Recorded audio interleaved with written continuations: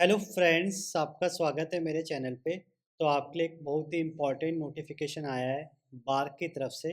तो आप देख सकते हैं बार्क में लेटेस्ट नोटिफिकेशन आया है, recruitment of scientific officer in the department of atomic energy, group A post of government of India. तो ग्रुप ए लेवल की पोस्ट आई है और बार्क में अगर आप साइंटिफिक ऑफिसर लगना चाहते हैं तो ये नोटिफिकेशन आप लोगों के लिए है। तो आप देख सकते हैं OCS DGFS 2025 का ये नोटिफिकेशन है जो हर साल आपको इसकी वैकेंसीज देखने को मिलती है। तो इसमें सबसे अच्छी बात है कि MSc वाले आप इसमें पार्टिसिपेट कर सकते हैं और ग्रुप ए की जॉब ले सकते हैं।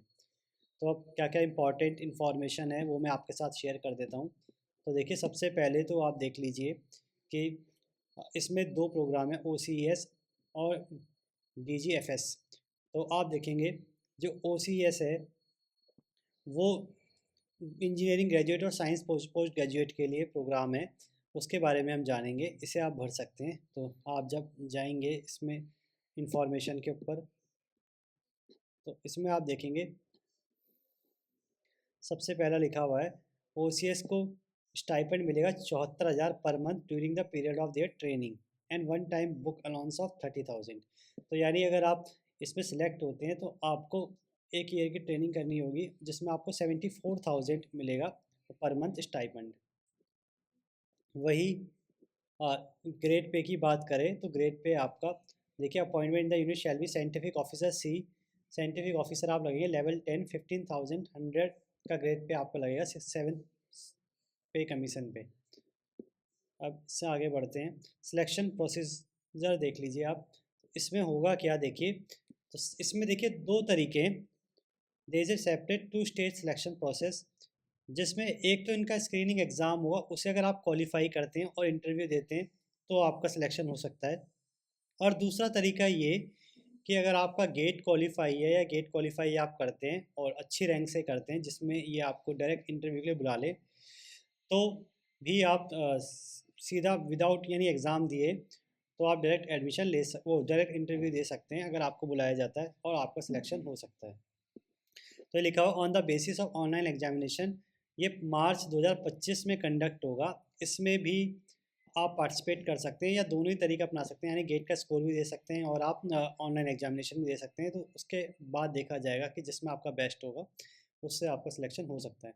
देखिए, गेट स्कोर में आपका 2023 का, 2024 का और आने वाले 2025 का गेट स्कोर भी माना जा सकता है। यानी कोई सा भी एक में अगर आपने दिया है और अच्छा अगर आपकी रैंक है तो आप इसे कंसिडर कर सकते हैं। यानी दोनों ही ऑप्शन को आप ले लीजिए, गेट स्कोर भी ले लीजिए और साथ में ऑनलाइन एग्जामिनेशन भी डाल दीजिए, ताकि जो भी आपका अच्छा हो उससे आपको इंटरव्यू के लिए कंसिडर किया जा सके। तो देखिए, on the basis of CGPA score, MSc आपके पास होनी चाहिए, फिजिक्स केमिस्ट्री बायो साइंस में आपके पास MSc होनी चाहिए और आपकी जो CGPA है वो 7.5 से ऊपर या उससे ज़्यादा होनी चाहिए, तो भी आपको डायरेक्टली इंटरव्यू स्टेज में बुलाया जा सकता है।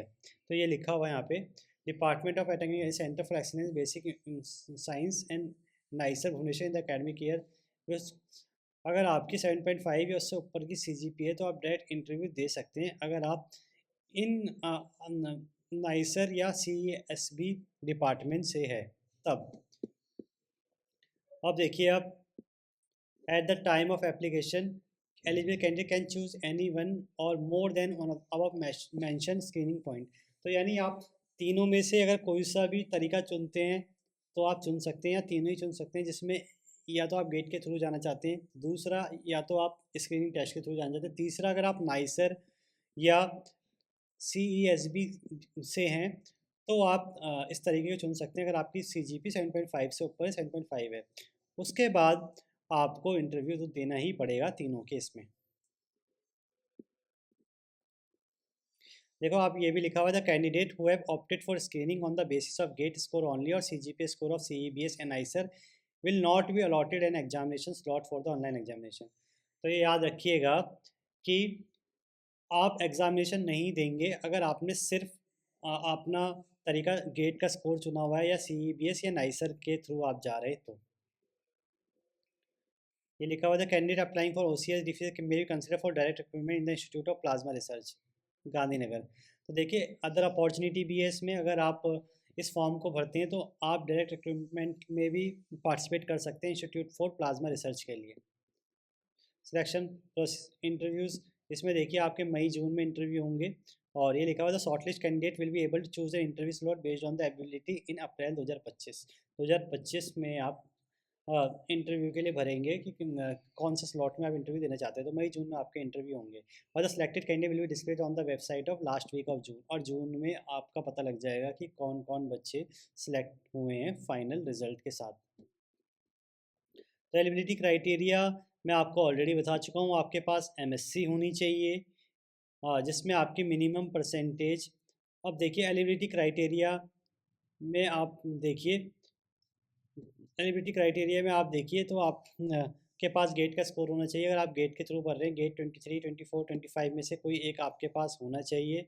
और केमिस्ट्री की मैं बात करूँ तो देखिए केमिस्ट्री के लिए ये लिखा हुआ आपके पास एमएससी ज़रूर होनी चाहिए। साथ में फिजिक्स आपके पास बीएससी तक होनी ही चाहिए, तभी आप इस एग्ज़ाम को भर सकते हैं। यहाँ पे साफ लिखा हुआ है या तो एमएससी हो या इंटीग्रेटेड एमएससी हो, पर फिजिक्स हो बीएससी तक। और अगर आपकी 5 ईयर एमएससी है तो मैथमेटिक्स भी आपकी 12th में होनी ही चाहिए। तो यानी मैथमेटिक्स भी क्लास 12th में होनी चाहिए और बीएससी में फ़िज़िक्स होनी चाहिए और आपके पास एमएससी होनी चाहिए विद 60%, तभी आप इस फॉर्म को भर सकते हैं। विदाउट 60% आप इस फॉर्म को नहीं भर पाएंगे। गेट के थ्रू भरना है तो मैंने ऑलरेडी आपको बता दिया, गेट 23, 24, 25 में से कोई भी गेट स्कोर आपके पास होना चाहिए। गेट 25 आने वाला है एग्ज़ाम, तो उसको भी कंसीडर किया जाएगा। आपको ऑप्शन आएगा बाद में फॉर्म भरने का, जिसमें आपको गेट का स्कोर आप अपडेट कर सकते हैं। और एमएससी इन किसी भी सब्जेक्ट से अगर आपकी है तो आप नॉट एलिजिबल हैं। ये देखिए आपको ये सब दे रखा है, आप इसे चेक कर लीजिएगा। अगर आपकी इस ब्रांच में एमएससी है तो आप एलिजिबल नहीं हैं। तो चाहे वो आपके नैनो में हो, फार्मास्यूटिकल में हो, नेचुरल साइंस में हो, मैम फार्मा में हो, किसी भी प्रकार की अदर एमएससी हो जो सिंपल एमएससी से अलग है, तो आप एलिजिबल नहीं हैं, आप चेक कर लीजिएगा। अब आते हैं मेन चीज़ पे कि इसमें एज लिमिट क्या है। तो एज लिमिट जनरल के 26 ईयर्स है, ओबीसी 29 ईयर और एससी/एसटी कैंडिडेट के 31 ईयर्स है। एप्लीकेशन फ़ी 500 रुपीज़ है मेल एप्लीकेंट से और जनरल और ओबीसी से, और बाकी वुमन के लिए और एससी/एसटी के लिए आपकी कोई भी फ़ी नहीं है। अब देखिए अप्लाई कैसे करना है। तो आपको रजिस्ट्रेशन के लिए एक लिंक दे रखा है, click here for new registration, आपको लिंक दे रखा है। ये लिंक मैं आपको डिस्क्रिप्शन बॉक्स में दे दूंगा, आपको वहाँ से पता लग जाएगा कैसे अप्लाई करना है या कहाँ पे आपको जाना है। अब ये पूरा आपको तरीका बता रखा है कैसे कैसे आप अप्लाई कर सकते हैं, तो इसे आप देख लीजिएगा अप्लाई करने से पहले। और जो इम्पोर्टेंट बचता है अब, वो सबसे इम्पोर्टेंट है इसकी डेट्स, कि डेट्स क्या हैं। तो देखिए डेट्स ये आ गई।